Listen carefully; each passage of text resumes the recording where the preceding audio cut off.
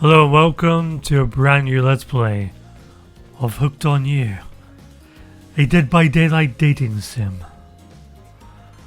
It is the month of love, so we're gonna turn killers into lovers.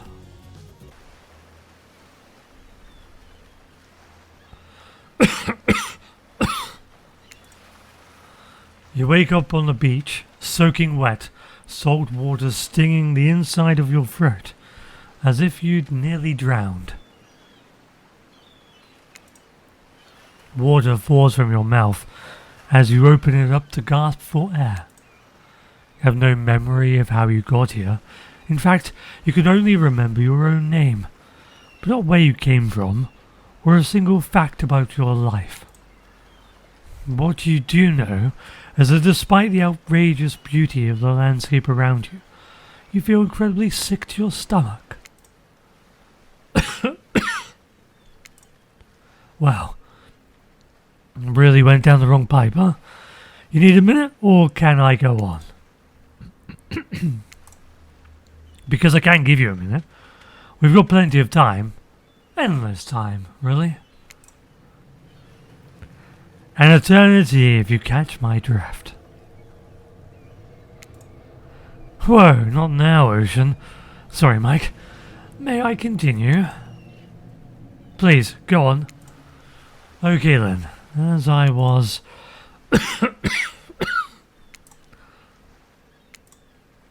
as I was saying... You look down at your feet and go deep in the crystal blue water of a newly arrived wave. As the water recedes back into the ocean, it reveals a grotesque discovery. A decomposing face stares up at you from beneath the sand. All you can do is vomit. A stream of dark bile bugs, worms and other ick. Questions race through your mind. Where are you? How did you get here? Who is behind this incredibly charming and well-spoken voice in your head? However, answers don't come easy. Your mind is completely blank. What will you do? Oh.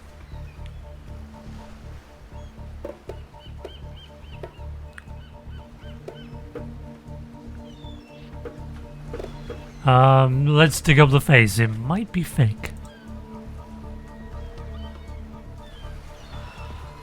You brush the sand away from the half-buried human head embedded in the ground before you.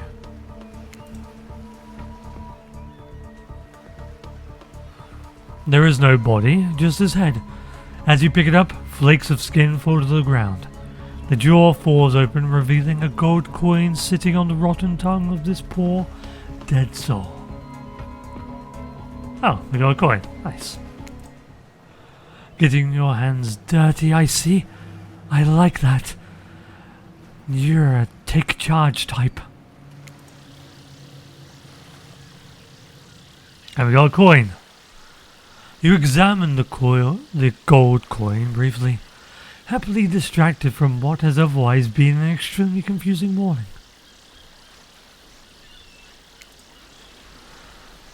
The sun beats down on you, drying your clothes.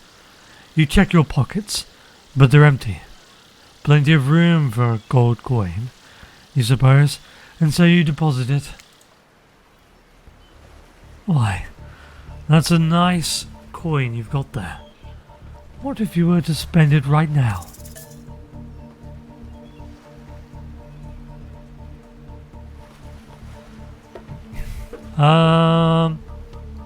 On what? I don't know. But there might be something worth a bunch of coins, so I think we'll keep it. No thanks. Look, I'm gonna level with you here. That coin you found, it's mine. I dropped it yesterday, and I've been looking all over for it. Dropped it? Into a dead person's mouth. Could you just give it back? No. Psh, be that way then. Your mind doesn't have a chance to linger any longer on your current situation, as you feel something soft bump into your foot. A volleyball? Covered in blood? When you look down, you find a volleyball sitting in the sand there next to you. You stare down, frozen. A voice calls out from behind you.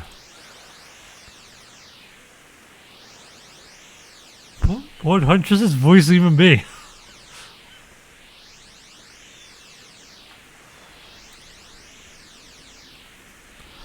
A little help, please. You turn around, and when you see what's waiting for you, your jaw just about hits the ground.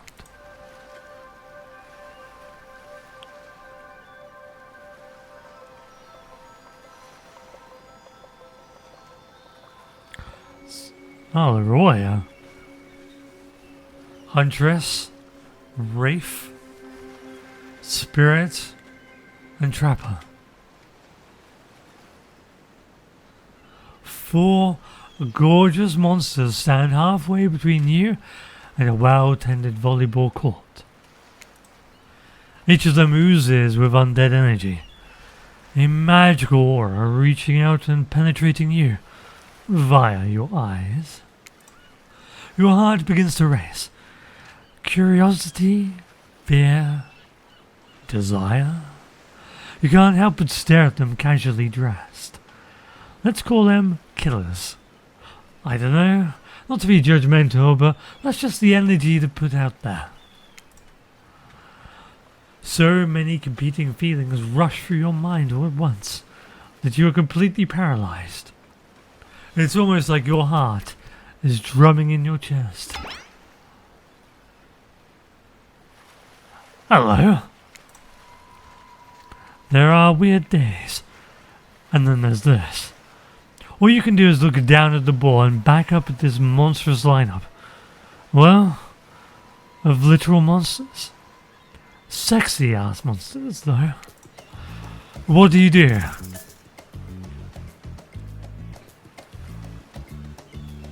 We gotta toss it back. You bend down and grab the ball. It's warm from sitting in the sand on this beautiful day. When you give the ball a toss, it arcs beautifully through the air and lands right in Huntress's hands. I've already forgotten the voice I gave her. Not bad, stranger. Huntress's muscles ripple as she grips it in her hand. You look up at her and down and consider what it might be like to be held tightly in those strong arms. Warm, perhaps. Maybe a little sweaty. But that's okay, it's natural. Try hard much? Blah. They're speaking directly to you, but you still can't bring yourself to reply. You're entranced. When you snap out of it, you realize that everyone has gone back to the volleyball court. Alone again, you look across the beach at those strange residents who casually bat a volleyball back and forth, happily ignoring your intrusion onto their private beach. Should you be frightened? Worried? Excited? I did refer to them as killers, not to give too much away. But at the same time, damn, they are looking very appealing in their own way, and nobody so much as lifted a blood-soaked finger in your direction. Don't be scared, Mike. You were made for this. Oh jeez. If the spooky ocean voice says not to be scared, I'm sure it's all going to work out. With no good reason not to, you decide to head over and see what happens next. It seems like you've derailed the volleyball game just by showing up. You derailed the game just by showing up, nitwick. Nitwit? Even? And I guess you're also a nitwit. Look, it's best to just go with what Trapper says when he says it. That's a policy I hold for pretty much anyone who always seems to have fresh blood on their hands. Hey, don't worry about it. It's all just a game. Existence, that is. Besides, you seem a lot more interesting than a silly game. What's your deal? What brings you here? You mean they're here to do more than distract from my total domination? Ah. That was Rafe. That sigh means he is done with the game too. I thought it was Spirit was sighing. Either that or he saw a butterfly or something. Look, I don't care why this slack-jawed moron is here. I just want to know, can I kill them or not? You know you can't. At least not yet. No, yeah. Not yet. Hey Mike, you want to, say something? Actually, never mind. There'll be plenty of time for that soon enough. Right now, let's group of some questions for you. But be warned, answer quickly and answer well. This is a timed quiz, and it'll be very important later. Oh no. I'm going to have to remember it? Very important. Or not important in any way whatsoever. Probably that one. I can't remember. How attractive would you say you are? I don't know, average? I'm pretty average, I think. Just another face in the crowd, another normal, meaningless life in the middle of summer. I think you're quite cute myself. Like a chipmunk. Or a grizzly bear. If you could have any superpower, what would it be? I don't know. Super strength? That'd be cool. Strength is all about the muscles. Oh, it isn't all about the muscles. True strength is up here. You expect Trapper to point to his head, but instead he taps to one of his bulging shoulders. It's specifically in those muscles. Nobody gives a shit about your cards. That was your best subject at school? Oh, what was your best subject at school? History, I guess? History? Nice. It's important to know what came before, so we don't do repeat humanity's mistakes. I mean, we will anyways, but still. What's your favorite animal? What's a mustelid? Dog or cat? Probably dog. Dog? You just look absolutely adorable in a little puppy mask. What's your favorite colour? Oh. I don't really have a favorite colour. I can go for red. I can go for blue. 3-day-old corpse, what would that be? Purple? Green? I'm gonna say blood red. Sure. Red. Some call it the colour of love, but love is just another word for pain. What's your dream job? Oh. Astronaut would be cool. Although, not looking at all would also be good. Then you can just focus on things you just enjoy.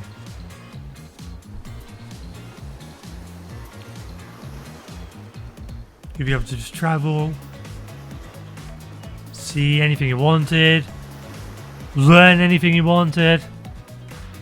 You said dream job, and not working at all isn't a job, so I guess astronaut, because space is cool, and love to go up there, see the Earth from orbit. Wow, yeah, from orbit or further out, go to the moon. Although, in sci-fi shows, space is all better because you can travel to new places that people haven't been to before and experience new things, which you can't really do as an astronaut, but I guess astronaut's the nearest to that. It'd be pretty amazing to be an astronaut, I think. It's hard to imagine being further away from anyone than floating in space. The cold, inky vastness of nothing. Forever. Best flavour of ice cream. Horse flesh isn't an ice cream, I hope. Out of these, vanilla. Vanilla. My favourite is pain. Okay, Trapper. Okay. Sure. The same. It's not an ice cream flavour. Same here. And Rafe is just thinking, you're a bunch of morons. Oh, no. Mine is vanilla, swirled with pain. Okay. I think mint chip is the greatest flavour I've ever conceived myself. But enough about ice cream. Am I right? You are right, mint chip is probably the greatest. Hold on a second. This reminds me. I am right, as always. It's a lesson you should learn before we get too much further. Do what I say if you want to survive. Pick mint chip. I agree. We're teaching lessons now, narrator. You rascal. Kill or be killed is the rule of this island, even for faceless voices. Tell me, what's the best flavour of ice cream? Mint chip. Best flavour is mint chip. So obedient. I think you're going to do just fine. Anyhow, now that you know so much about you, I'm sure the group wants you to start getting to know them. I'm Trapper. I pretty much run things around here. I'm the smartest, richest, strongest person on the island. Unlike the losers, if you want to know what a loser is, say hello to Rafe. Hi, I'm Rafe. I'm nothing like anyone else. I like nice people and loathe big dumb idiots. Hey, what's up? I'm Spare. I don't like most things. I don't really hate most things either. It's not worth my time. But the things I do hate, I really hate. You know? Based on my personal observations, life is nothing but suffering, and society is carefully calculated life to keep everyone subservient to those in power. It's better to choose to just not take part. Jeez, it's like she was downright murdered by society. She hates us so much. Oh no, wait. I'm remembering Spirit's story now. And that's almost exactly what happened. Hey, I'm Huntress. Don't let these bummers get you down. There's lots of fun to be had on this island, along with lots of love. Yeah, there is, if you know what I mean. Grow up. Grow a body. I've explained this 1,000 times. I'm dead, but I'm not a literal ghost. I just create a trail of fog. I'm not made of it. Whatever, fog body. That's nice to know. He's not nice. You love it. Only sometimes. Ew, really? That's disgusting. That's why she likes it. Don't speak for me. I also hate it. Stop speaking entirely, actually. For the first time ever, I agree with Rafe. Let's move on. Otherwise, they'll do this all day. Besides, if I know this crew, and I do, they'll want to show off soon enough. If we're done playing, let's do something else instead. Wow, for once I actually agree with the meathead.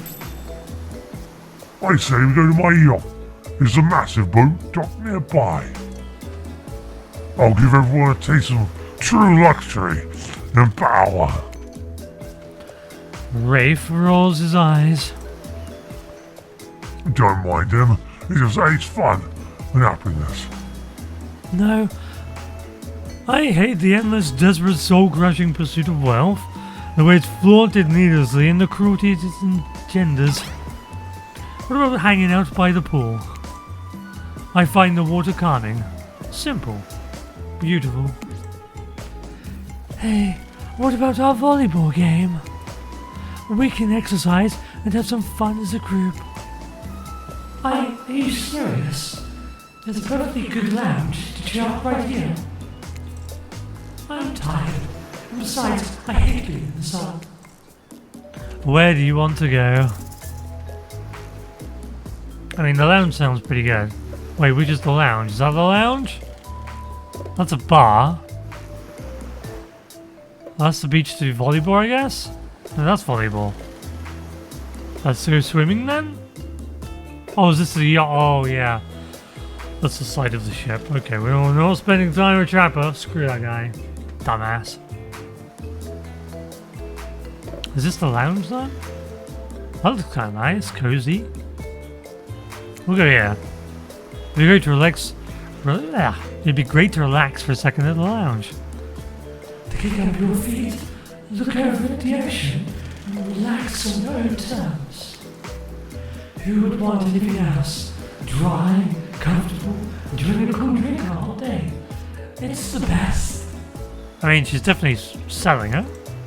I mean, what kind of fool, what kind of monster, what kind of mask-wearing psychopath would finally be granted a break from a constant grind of chasing and biting to get ahead, and then choose to accept themselves in, quite frankly, any way whatsoever? Why am I the only one who gets it? It's time to stop living by their rules! I won't do it any longer! Yeah, we should probably give her a second to calm down. Hold on! Just for a moment! This is Dwight and Claudette, our activity coordinators. They're also the cooks, waiters, bartenders, janitors, and every other job. They're the only they're the only help remaining on the island. This place we call Murderers Island. Cue dramatic musical flourish. Oh, that took a while. None of the others survived. Survived the interview process, I mean. Hence why we shall henceforth refer to them as survivors with a capital S. These two have worked here a long time. So very long. I don't actually know how long it's been. Sorry. Anyway, I should probably let Dwight and Claudette do their mandated jobs. They sure look happy, but they're vibrating with a nervous energy that is starting to give me the creeps. We will now escort the group to the venue of your choosing. However, in the future, we recommend waiting for us to present you with your options wherever possible. Don't just run off to various activities unsupervised. We don't have much autonomy here, around here. The least you could do is allow us to do our job. The most you could do is help us get off this, Dwight. Yes, pardon me, please. Follow us. Hey, narrator. Yes, something I can help you with? These two, Claudette and Dwight, they just start to mention something about wanting to escape. Is escape an option? Should I be trying to escape? Escape? Them? Oh, no. I think you're mistaken. It seemed like Dwight was asking for help to get off this island, though. Oh, right, that. Yes, that's true, he was. But he just meant that he wants to get to the other vacation island getaway. A couple of miles south of here. It has much fancier accommodations than this island. It's one of those big corporate outfits, quite exclusive, where all the famous celebrities hang out, very luxurious. Doesn't quite have the charm that this island has, though. Trust me, you wouldn't want to go there. With all that money comes a lot of restrictions. This is where you belong. Now, off you go. It's time for an activity. On this island, your decisions matter. Mostly. When I agree with them. Not like the other island. So, what will it be? I said I was going to the lounge. Finally, freedom from the preposterous premise that the four of us would be engaged in some sort of thrilling 2-on-2 volleyball match? Spirit looks at you from beneath her gigantic sun hat. She takes a conspiratorial tone. I don't know whose idea volleyball was in the first place, but I hate that. I tried to feign a sprained ankle, but everyone already knew. Technically, I floated above the ground, so nobody believed I was even putting any pressure on my joints in the first place. Then I tried to annoy everyone by not giving a crap. And then, when that didn't work, I tried whining. And when that didn't work, I threatened to kill every single person on the island! But it turns out, I'm not the first to toss those kind of threats around on the island. So, thanks, I guess, for getting a call off. Are we threatening to end each other again? Now it's Dwight who takes up a conspiratorial tone, his eyes shifting as he slips into a loud whisper. Psst, just make it quick. Is that what you'll be saying when we get behind the bar to make you a drink of your dreams?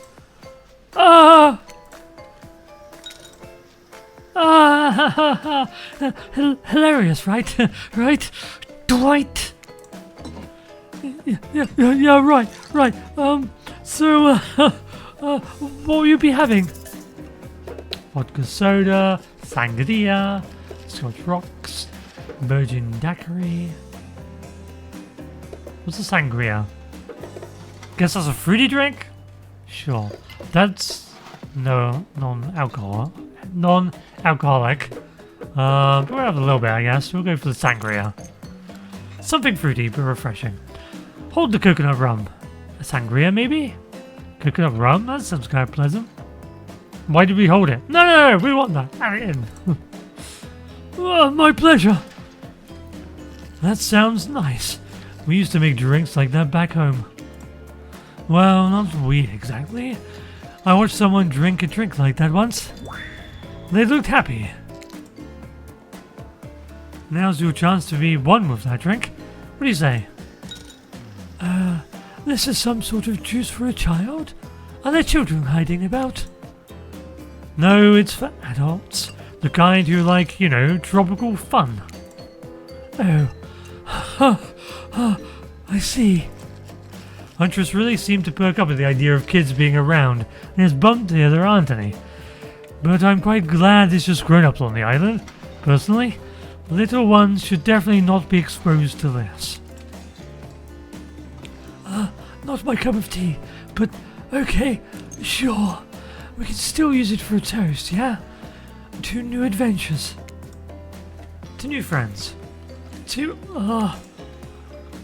clink. I don't have a glass around me. Did you just say clink? Oh, he just said clink? No.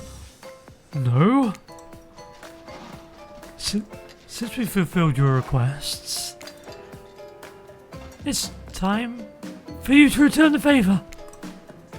I should have known there was a catch. Icebreaker time.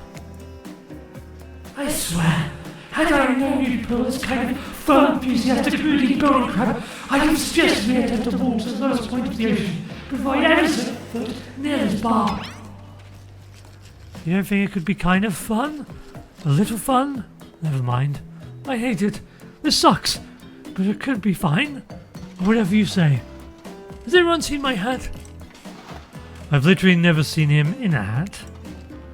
If we must make small talk, I'm at least picking a topic before we end up being forced to do some lame improv game that nerds learn at their non-sports after-school activities. That I definitely never did, because I'm a nerd. Honest. Methinks a certain someone doth protest too much.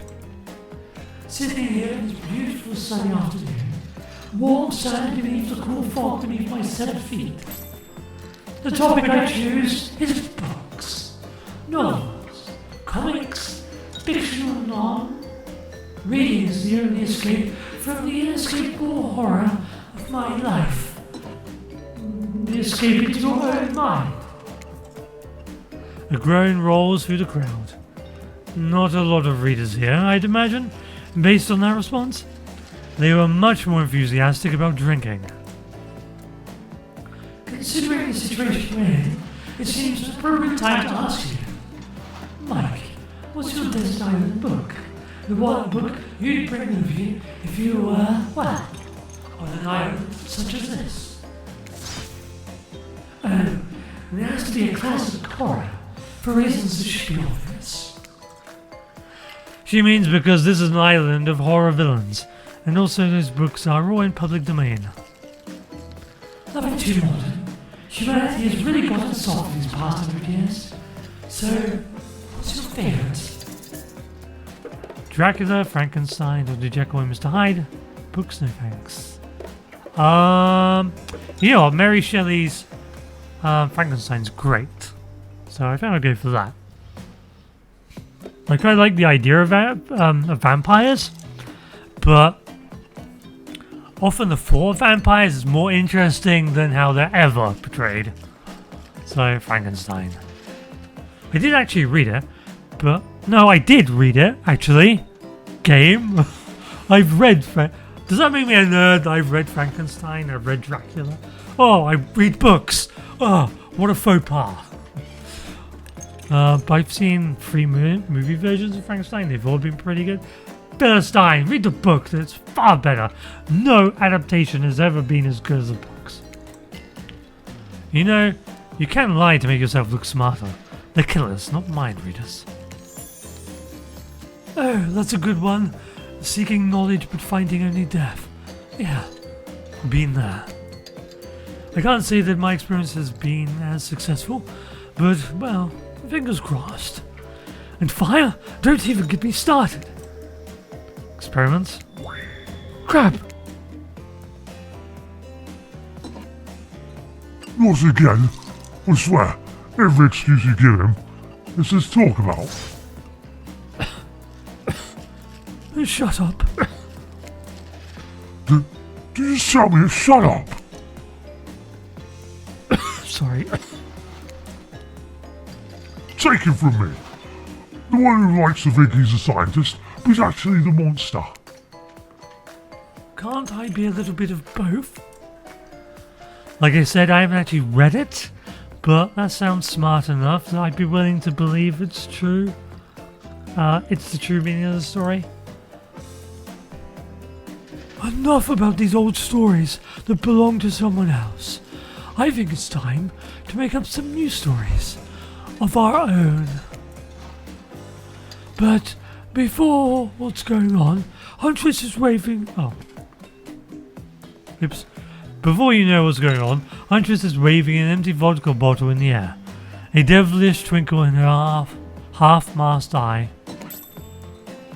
Might I suggest something a little naughty? Let's all get in a circle and spin this bad boy. Trickster? What are you doing here? A great idea. Trickster? Isn't it a bit late to introduce a new character? I thought I was the one who gets to make the rules. I'm not sure who I'm asking. But I wasn't ready for this. Well, hello. And who is this new fan in the waiting? Beat it, Hack. I don't know. What's the harm in inviting one more person to join the circle for our game? Oh, I can't stay. I was just saying it's a great idea. While also teasing the secret trickster ending. I've got much better things to do than hang out here. I'm famous. Studio. The rules are simple. First you spin, then you swap spin. That is. But let's be clear, this ain't a peep show. We're here to have a good time, but in a classy way. Or make us happen out of your public eye. Real romantic like.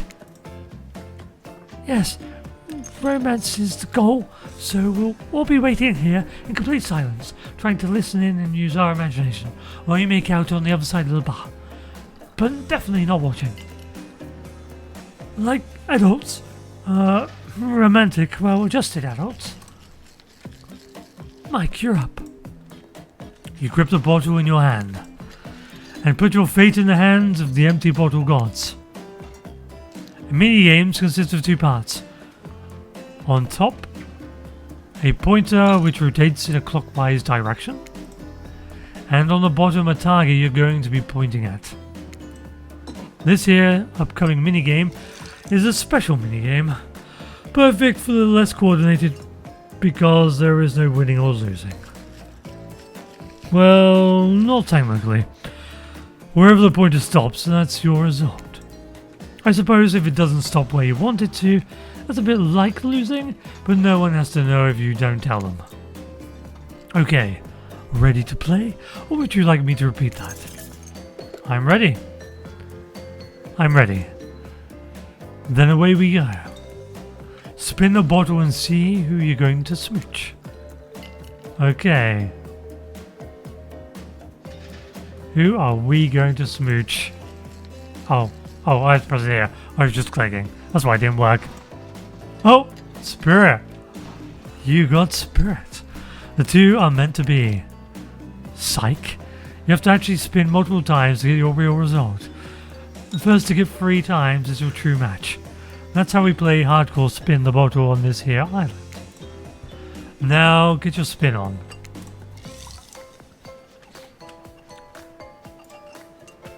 Huntress.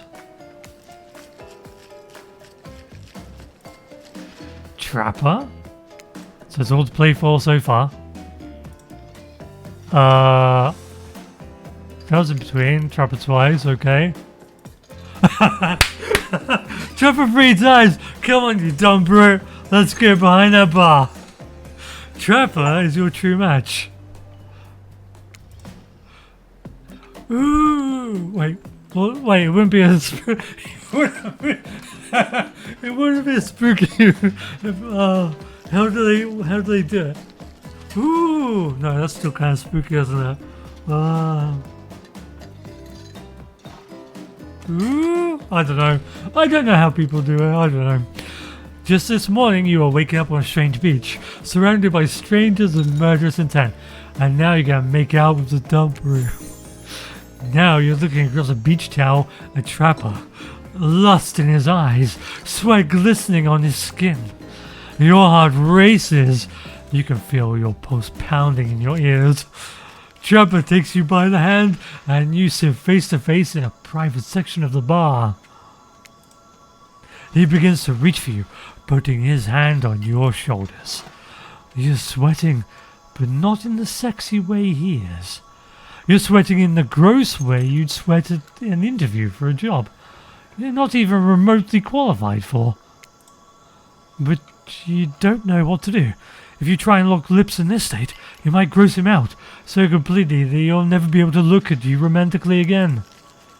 Trapper, we... Save it. It's not happening. Don't cry. I know, to get this close to a living god and then feel the sting of his rejection must have been bad. But don't take it personally. Well, do. But use it to make yourself stronger. It's not because I don't want to. It's because you haven't earned it yet. You might. Later. For now, can't be that easy. Sure, maybe with one of the others. They're weak, sad, lonely. Not me. I don't need this. It's mine to give. Or to withhold. You really dodged a bullet. This means you have a chance to present yourself in a bit more flattering of a light later. Assuming you survive.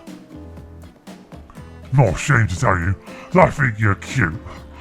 I would make out with you, so I would cave in if I wanted to. And I do.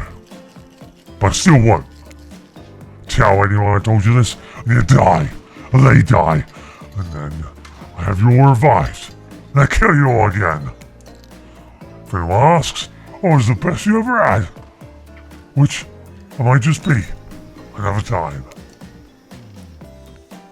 I hate to break up such a passionate moment. That we only assume was passionate because we never spy on you constantly while you stay at the island. But dinner is being served right away, and we must insist you join us. We won't want anyone to dying of starvation.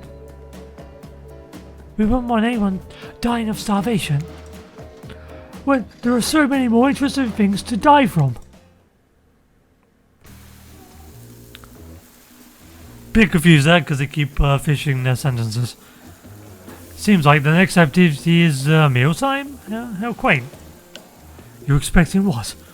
Capture the flag? Do you know how complicated it is to run a game like that? Much more so than sitting and talking. You arrive at the cookout area to find an assortment of picnic tables scattered around. What were you expecting? Some kind of grand hall with a huge banquet table? This isn't some prestigious fantasy epic you find on cable. Dwight and Claudette usher you to your seat, but there's very limited seating directly around you. And, oh, great, terrific, it seems everyone wants to sit next to you.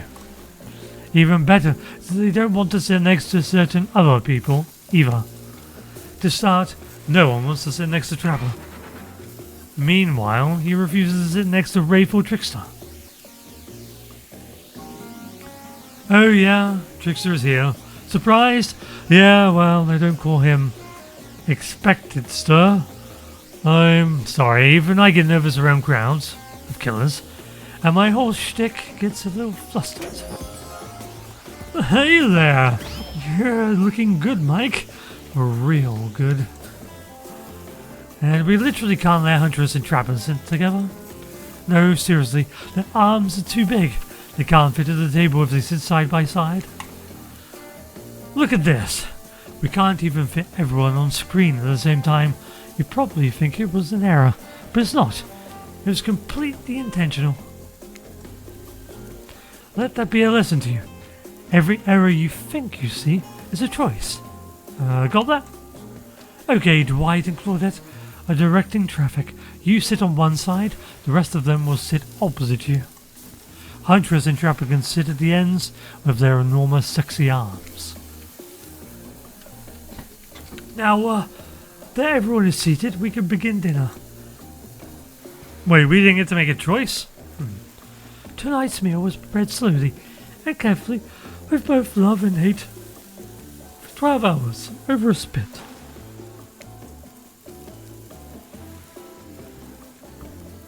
Sorry, I need a drink. We hope you will enjoy. We really, really hope you do. Hey, you didn't actually tell us what you said. What are we eating? It's meat. Seasoned with a specific number of special herbs and spices we simply can't divulge. My favourite. Meat is good. Meat is murder. Which you know, considering what you've been up to. Who are you to get judged now?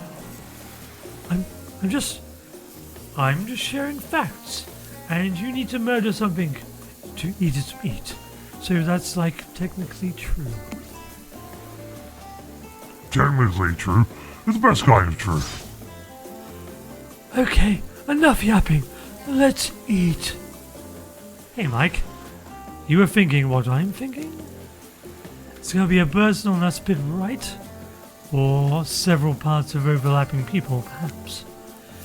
I haven't seen many pigs wearing palm tree button-down pants, you know? When you look closely at the spit, you spot what definitely appears to be scraps of fabric sandwiched between some layers of meat. I think I might be sick. Is there anything else to eat? This took 12 hours. And we do literally everything on the island. Actually, there's one thing you're not doing today. You're not carving up this delectable meal. Well, he's right for a change. Because I am with my broadaxe. And it's perfectly tool for easily chopping anything in twain. First, who says Swain? Sometimes I swear it's like we're all from completely different historical eras. Second, I'll handle this with my cleaver. Fast, powerful and clean. At least, it's clean when the meat is cooked. No blood. You two, your ridiculous bicep swinging contest. Enough! Grow up! Obviously, my gorgeous katana is the only option. Obs. The hell it is. I'll show you both my katana and send you to actual hell if you'd like. Please stop, please. I hate it when we fight, or talk, or even when we look at each other in the eye. I can do it. I have the score of Azarov. Great. Instead of slicing up, you can club it to a second death. Hey Mike, I know this isn't what you want to eat, but hurry up and volunteer to carve up Felix. Dinner. Otherwise, this will go on for hours. No hyperbole. They once argued over who had the most effective weapon for 72 straight hours. And it doesn't matter which one does it. When they're done, they will take even longer, cleaning their weapon, all while explaining the value of maintaining your tools. Despite being a bunch of cold-blooded killers, for some reason they're always terrified of tennis. Hey, why don't you just let me carve up dinner? Splendid. We'd hate for it to get cold.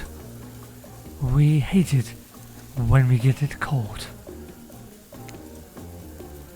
Here's a machete, freshly sharpened. Mini games consist of 2 parts. Oh, we already spoke. Yep, I get it. We've done this before. Yep. I'm ready. I guess the mini game is always the same thing. Ah, okay. Not bad. Oh, perfect. Perfect again. Perfect again. Oh, not perfect, but we got it. That was pretty good. I'd like to see what you could do with a less clumsy weapon. Yeah, I said it. Machetes are dumb. Dinner is finally served. For real. The sounds, especially coming from the masked killers while they eat, which involves lifting their masks and shoving food up behind them, is nasty. Spirit, meanwhile, doesn't even eat. She's the only one who seems to really be embracing dead. They're all dead, right? This is obviously hell. Come on, we're still trying to be mysterious here. You think mystery comes easy? Claudette and Dwight aren't even the ones who's been working their asses off to make this night perfect. Well, at least they're lifting their masks. This is only 99% as disgusting as it could be if they just tried to mash it. Mash the stuff through there. Yeah. Spirit, why aren't you hungry? The 2 best things about being dead is not having to eat. That's only one thing. Think about it, Mike. Number 2 is so... No, number 2. One less thing to think about in the afterlife. Even if I wanted to eat, I have no idea what would actually follow. You might have noticed, but I'm mostly just a bunch of dismembered body parts floating in a spectral form. Do you see how deep this cut on my abdomen is? I feel my digestive tract connected more. Between the food and the behavior of the group, this might be the worst meal in history. But even worse is they're staring at you. You're not eating. They do not like that. I think they want an explanation why. What do you want to tell them?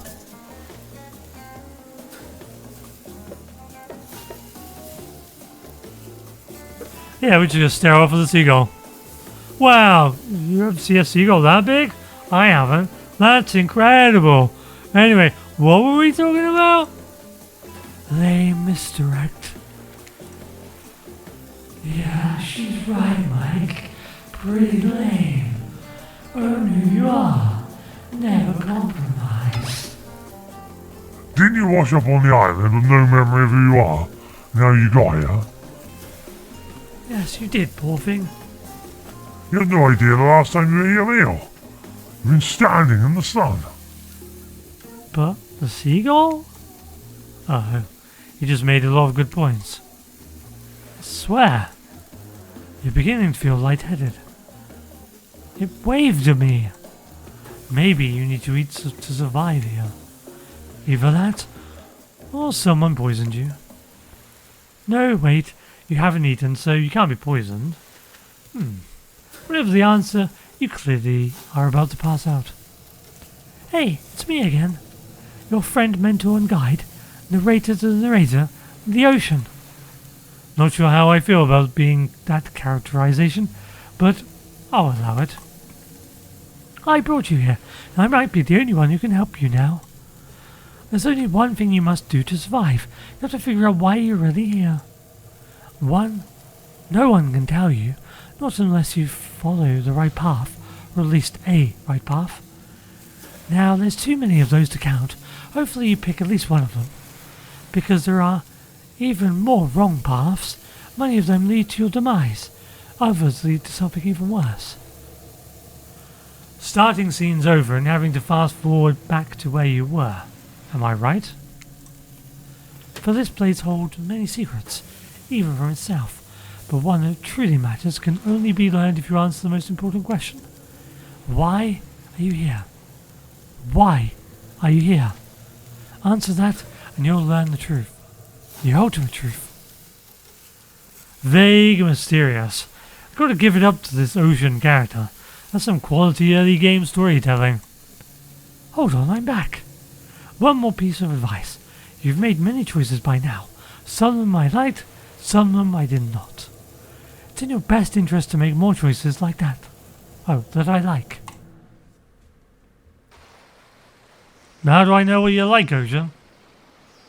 You wake up to find Trapper holding your limp body, gingerly pouring cool water into your mouth.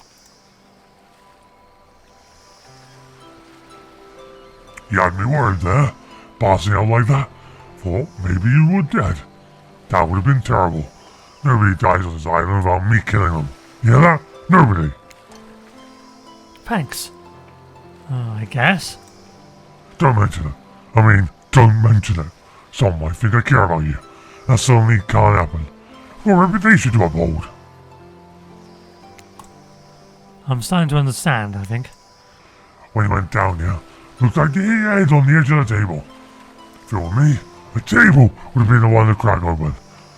I'm sure it really hurt you though. So I figure a little ocean air might help wake you up. So I brought you down by the water. That's really thoughtful of you. What? A magnificent, muscular, wealthy, artistically gifted Adonis can't also be thoughtful. Don't answer, but it's obvious. Adonis was a pussy, killed by a boar. Get out of here with that garbage. I do find myself in an unusual position though. Despite the overwhelming probability, I'll eventually find myself standing over a lifeless corpse. I don't want you dead just yet. So I'm here to tell you. Like a regular human person. And right now, I'm worried that I might be coming off a bit too forceful. I know my mere presence can be intimidating. But I don't want you to get the wrong impression about me or how I feel about you. So I'll just put it out there. I might possibly like you. I can't say that about everyone, or really anyone else on this island. There's something different about you. You weren't like the others. Henceforth, I think it's time I shared something with you I haven't shared with anyone in a long time. It's a big part of who I am, and I think you're ready for it. You watch as Trapper reaches into his singlet and pulls out some sort of rolled up scroll paper. He grips it firmly in his hand. It's one of my sketches. I don't know if you like this, but but I like to draw. The arts have always been a passion of mine. Would you like to see it? Sure. Yes, I'd love to. I'm so excited you're ready to share this with me.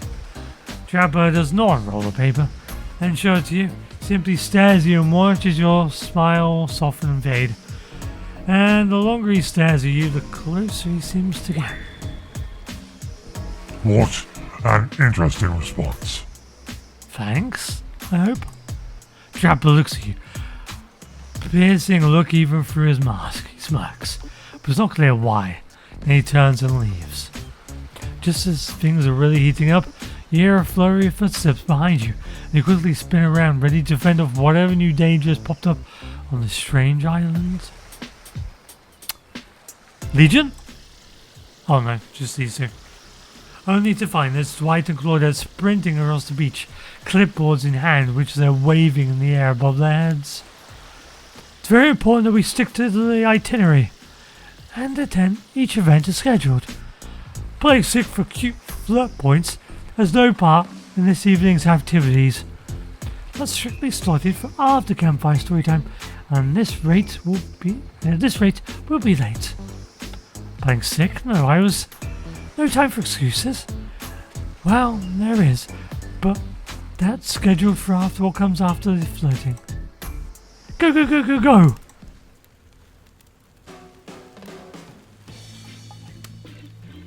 Once everyone is gathered at the fire pit, Dwight and Claudette quickly make an announcement. We're not going to blame everyone in particular, but someone, and we're not going to say who, so don't worry, you hasn't been sticking to the schedule. That means we're behind on time for evening activities. We'll only have time for one person to share this special spooky nighttime story. Just one story. But story time is my favorite activity. This is a narrative-heavy experience. You're telling us that only one person gets to share. How will we decide who? Oh, great. We're having to decide as a group that never goes well. Whoever did this, step up now. I swear I won't be angry. I'll immediately chop off your head clean off. No fuss, no mess. Voice trembling, you realize this is probably it for you. But you embrace your life. So sorry everyone. I think they're talking about me. To be honest, I still don't understand how this whole thing, this schedule works out. I guess I lost track of time while I was passed out. Been there before. Even though it's taking some pressure off me, which is an absolute dream come true, is it really fair to pick on the newbie? Seriously, has anyone here ever happened on schedule? Even once? Damn it, Donald. If you try to flex that around, wait, fuck. Damn it, Donald. If you try to flex that 4D gimmick one more time, surround me. I'll snap your head off so quick, and I'll drown you in this blood. Cynthia. Fuss and Massa are back on. You two know I love to hack, slash, and slice. We all know you love to kill. It's almost all you talk about. Nobody names any names. Who even knows any names? Not us. I renounced my name. Who's Donald? Who's Dwight? Who even knows anymore? Call me nobody. But we've still got to get on with story time, so... Mike, who do you think should go? Ah, damn it. That's a name. Please pick somebody quickly, so this special tropical vacation doesn't turn into a bloodbath. Oh, I get to choose? Spirit. I choose you, Spirit. Whoa. This entire experience is being carefully crafted to avoid an IP infringement lawsuit, so let's be careful with the catchphrases, will you? Really? You want to hear from me? Spirit huffs and dramatically rolls her eyes as she gets to her feet in front of the campfire. Don't let her talk you out of it. She's great with ghost stories. I don't know where she gets it, but she comes up with the scariest stuff.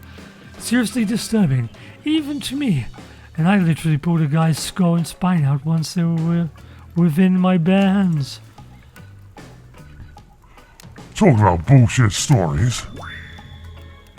If everyone is going to chit-chat, I guess I can sit down and... Huntress's eyes go red behind her mask, and both Trav and Rafe take their seat. They know when it's worth fighting and when it's not. Well, I hate to break it to you, but tonight's story isn't scary. It's romance. Too late now, though. I was selected, and so I'm going to tell my story. I call it The Prisoner's Kiss. You notice the Huntress and Rafe are both sharing a giant tub of popcorn. Nobody offered you popcorn. Well, that's the Huntress and Rafe outfit. Not sharing popcorn, me. Fuck those guys. It was a dark summer night. Warm rain seeped from the sky like blood from an old wound. Detective Walter, a celebrated investigator and renowned hostage negotiator, was called to a scene of a strange occurrence, unlike anything she had ever seen before. When she arrived, the scene was chaotic. Crowds had begun to gather. A dozen other officers were doing everything they could to keep curious onlookers away. But how could anyone resist wanting to know more? For there, in the middle of a busy market, had appeared a giant box, strange, alien in its appearance, and massive in size.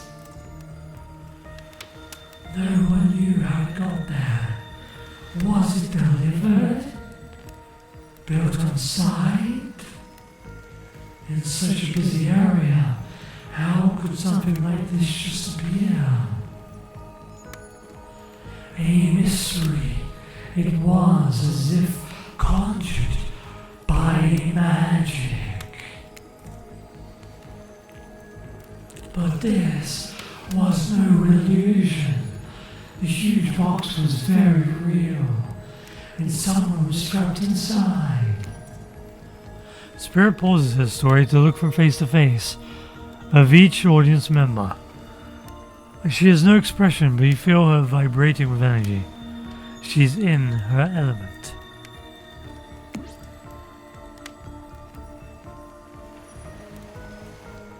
Help me, cried someone inside the box. It was a man, terrified, trapped, imprisoned. His voice trembling. By now, it was as if every detective in the city was there, looking this strange structure up and down, inspecting it on every side. It didn't make sense. There were no doors, no windows, no fasteners or seams. It was completely solid and much too heavy to move by hand. Solid, that is, except for a single small slit, just enough to see the bloodshot eyes of the prisoner trapped inside. I don't know what happened. I woke up and here I was. I'm so scared. Please help me, cried the man, as if pleading for his life. No stranger to tense situations, Detective Hota comforted the man. She used her training to calm him down and buy time for the other investigators. However, time did not bring clarity, only anxiety, as the night dragged on with no progress opening the box. And as the night grew longer, the seeping rain puddling on the ground, the man inside grew more desperate, more sad and lonely, more pathetic, and in need of help. But Detective Hojo was no help at all. Powerless to save him, guilt beginning to weigh on him. Like never had before. Don't let me die in here, the man begged. Don't let me die alone. Stay calm, instructed Detective Hojo. You're not alone. I am here. Hell, half the town is here. We're all in this together, and we won't let this be the end of the story. Looking through the narrowest of passageways, Detective Hojo watched her own reflection in the tear-filled eyes of the stranger. Sad prisoner. In this strange, sad prisoner, together provoked in silence and the hopelessness of the moment. Promise, asked the man. Promise that I'm not alone. Yes, she promised. I do a simple pledge that she felt an instant connection like she'd never felt before, nor to her family, nor to her friends, nor to any of the hostages she had worked so hard to free before. And so when the man's eyes closed and backed away, it didn't scare Detective Hojo, for she knew he would return, and he did. Pressing his lips up to the narrow slit in this horrible puzzle maze, repeating his question again. Steam flowing from his mouth as he ended. From his mouth as he asked, Promise? Promise that I'm not alone? Yes, she promised. I do. And pressing her palms against the cold outside of the box, without truly knowing why, Detective Hojo leaned forward and placed her own lips up to the opening, letting her breath creep into the strange structure, allowing her warm lips to fall on this man's.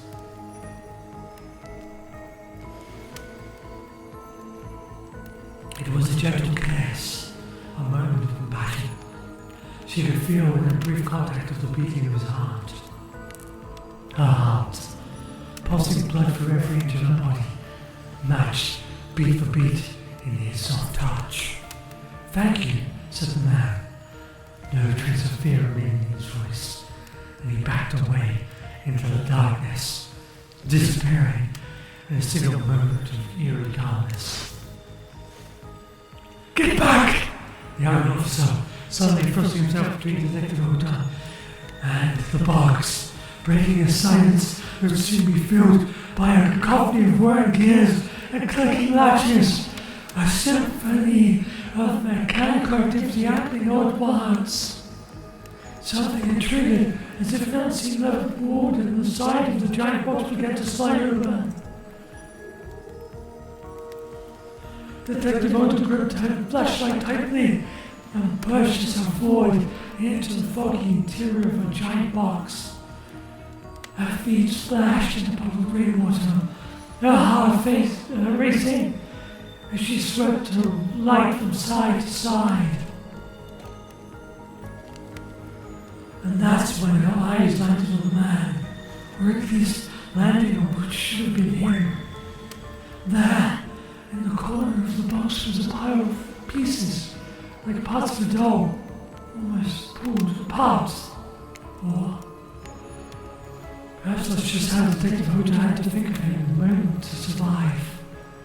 A collection of segments, limbs, pieces, disconnected from one another, cleanly severed, pieces in a neat little pile.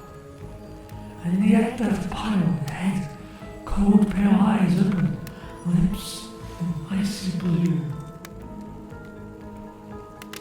Spirit stares at the fire, her own expression lifeless, her lips blue. Tears fall from her chin and soak into the sand at her feet.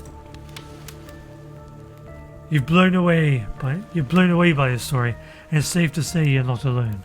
Everyone else is looking into the fire or up at the sky, anywhere but at the spirit. It was you who chose her. You who initiated this harrowing tale. So sad, so creepy, so sensual.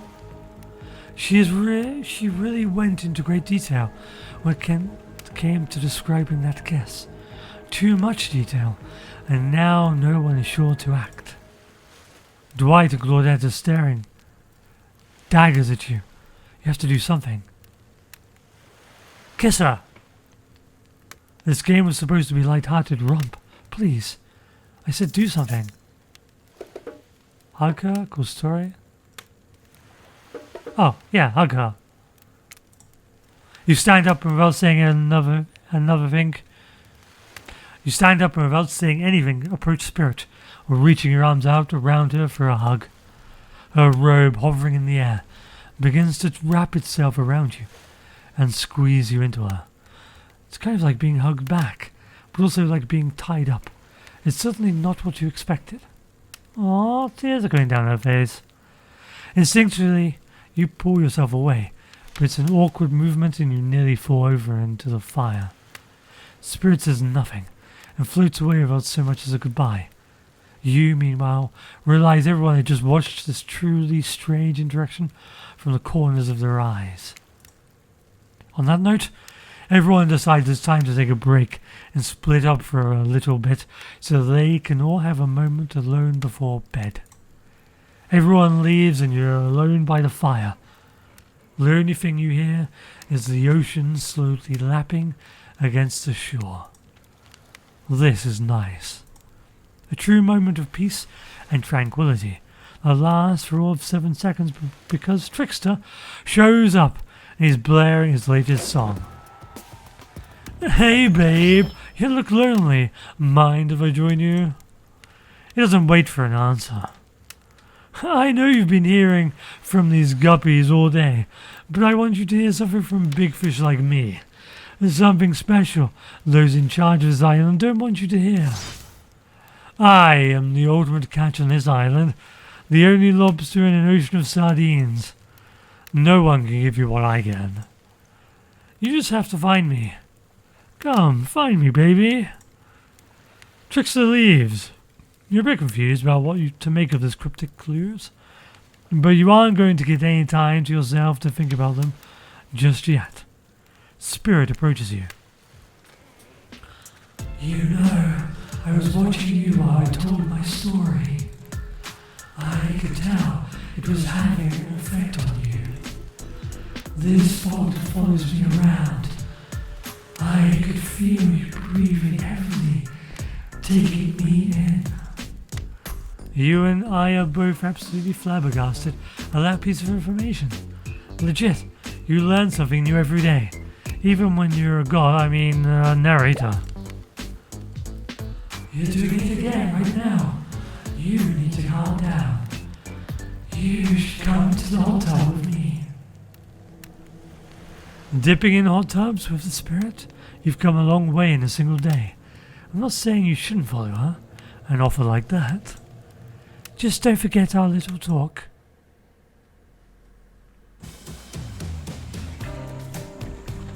You and your storyteller friend slip into the water. It's just the right temperature for an evening dip.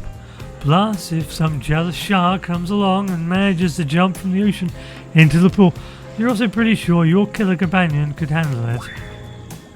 I just want to be totally clear.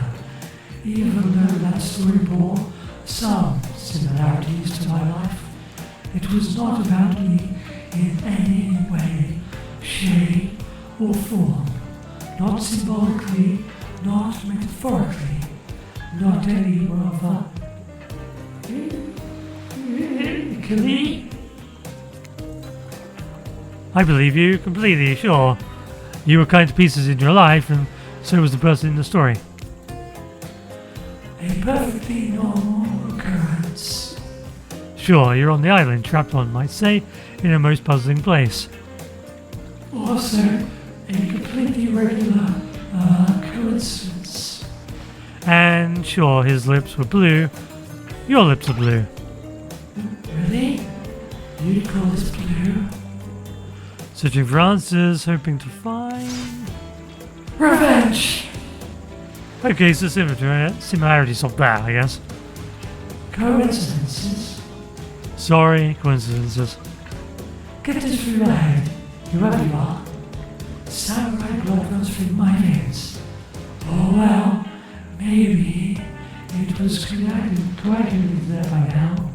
No need to sweat the details. Regardless, I am a descendant of no-more warriors. Thousands of years of training with bleeding weapons preceded my entrance into this world. Do you know how many swords that is? A lot.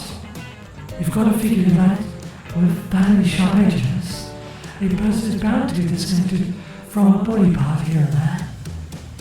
The truth is, and I wouldn't typically share this, so don't go babbling about it, I dreamt that story. Like watching a movie in my sleep. When I was just a little girl. Years before my father sunk his blade into my skin. I've never been able to shake it. That's a very adult story for a child to dream. Do you believe me?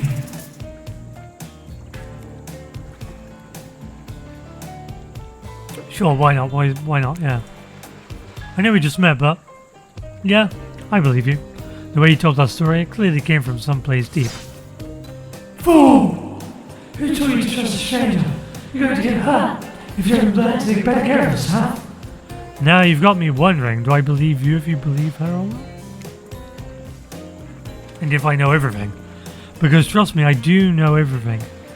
Don't I already know the answer to my own question? About if I believe your answer to the spirit's question? Whoa. Ocean air got me tripping. Sorry, I don't mean to distract us both. What's important is that a certain corpsey cutie floating in a cloud of magical mist might still be waiting for you to say the right thing and free her from her puzzle box. If you believe that she is the if you believe she is the damn it, got me going again. Unfortunately, before you can follow this conundrum to what will surely be a mind-numbing cycle of new questions, you find yourself into someone standing before you with a fresh towel, ready to dry you off. Sorry, kids, but it's time for bed. I might be the youngest one here, but I'm no kid. I do, however, love being wrapped in a fresh, clean towel. My mother used to help me wash my hair when I was young.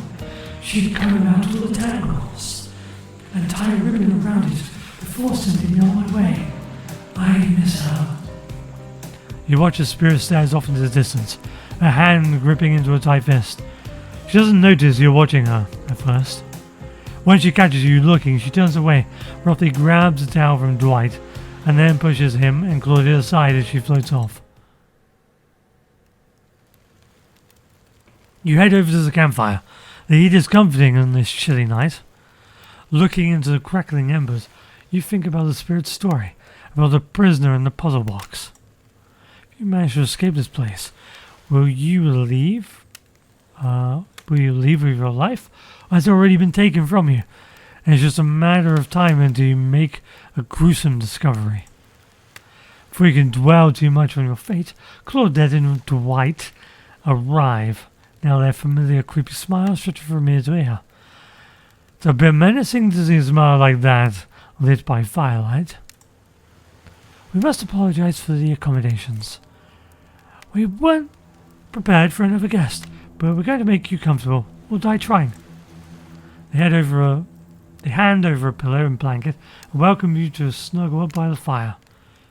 Perhaps some music will put you at ease. just to keep you, just keep the volume low. However, guests aren't the types you'll want to keep from their beauty sleep. Okay, another test. Away we go. And you relax looking into the fire. The radio begins to buzz and flicker. You examine it and decide you might adjust the dial and fix it. Which one are we doing? Oh. Let's see what's on the station.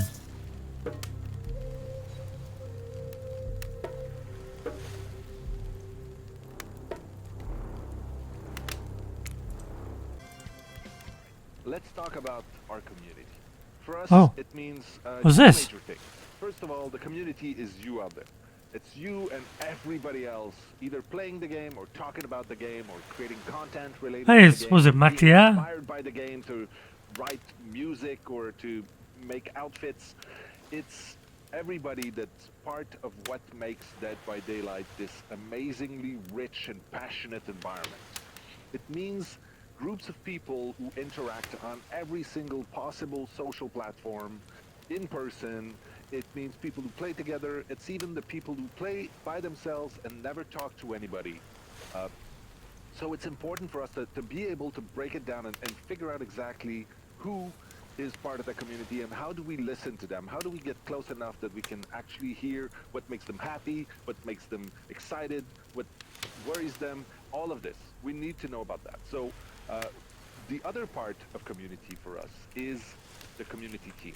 It's our team that we built. Obviously, this was a very small thing. 4 years ago, it was pretty much just Dave and Ash and I talking to you live and trying to sift through every single forums, which we couldn't do, to today where we have a team of, I think, over than 50 people internally, some people sitting at their desks in the office, some people sitting at their desks all around the world in different countries to represent the different, pools of people around the world. And then we have, people who are half-time and people who are doing this out of the goodness of their heart. We have people that are part of the mods team, the community management team. It's a big machine, because for you, community might mean you and your friends and the people you play with and, the forums you visit, whether it's Reddit or Nico or whatever, but it's maybe 100, maybe 1,000 people that you feel are part of that Dead by Daylight community. You should probably know that there's probably hundreds and thousands of these pools of people around the world, and each and every one of these has their culture and their desires and their worries, and all of this is something that we need to have an understanding of, and that's what our community team internally is tasked with doing. It is a daunting and quite intimidating task, but they've been doing an amazing job at it, and we're going to talk about exactly who these people are and how they do their job. Gabrielle Murphy is going to take us through that. We're also going to have Gab Malvar talk to us about the Fog Whisperers program, which is a super interesting bunch of people that are helping, bring the good word of Dead by Daylight to the masses as possible. And then we're going to take a little moment to talk about all the community events and activities that we have in store for the celebrations and for this year. So, there we go. All right, let's talk about our community. No matter how many things you listen to, you still can't sleep. You decide to ask one of the killers to spend a little more time with you until you're sleepier. Who would you like to summon to your side as you lay by the fire? If I'm going to choose someone, obviously it could be Spirit, right? Or Huntress. Spirit, are you around? I was wondering if I could get a little company. Spirit tells you a secret for falling asleep when she's feeling restless. I mean, she probably doesn't sleep low. I like to listen to flute music, dab on some essential oils, and steam my pores. You know what, that could work. Really? What? Even the dead like to relax. I don't really have any of those things around, yeah. Do you play the flute, Spirit? And there's a hot tub, right? Go back to the hot tub, steam. A comb. Spirit reaches out and presents you with a unique item. It's a small comb. carved from bamboo. I guess you could hold on to this. It was a gift from my mother. I want it back though, and if you lose it, well, You'll get revenge on me? if it's the last thing I do. You finally start to feel sleepy, except maybe this isn't really a sleepy thing. Maybe you're just paralyzed. You try to keep your eyes open, but you can't. Darkness overtakes you. The dark voice from the earlier speaks to you again. It shouldn't still be as spooky. By now you've had a whole day of strange voices in your head, but this one still is undeniably odd. The human body is made up of 60% water, did you know that? Of course you did. Everyone knows that, even amnesiac video game protagonists. Well, guess what? Drink as much as you like, you'll never get to 100%. You hear me? Don't think I don't see what you're up to. Yeah, because I think you will literally drown if you drink too much water. Your body just can't take it. Too much water kills you. Even if it's just drinking it. You awake suddenly to see someone looming over you. Huntress is rifling through your pockets. Oh, you're awake. I wasn't stealing from you, merely trying to get to know you better by seeing what kind of trinkets you keep close. I saw you with the spirit right before bedtime. Look, I'm not saying I don't trust them, but, well, yes, I am saying that. I don't trust anyone I don't already have tied up, so I was making sure they didn't do anything fishy. And I was making sure you're not a soldier. Soldiers killed my father, you know. While I've got you, you should really consider spending some more time with me. I'm not scary. You're not? Not at all. I'm just a lost girl on a big island. I've been watching you since you got here, you know. Not in a creepy way. Huntress pauses for a long moment with her axe raised before you. All right. In a charmingly creepy way. I've noticed how fun-loving you seem. If you spend some time with me tomorrow, maybe I'll take you to a special place I found. It's all mine.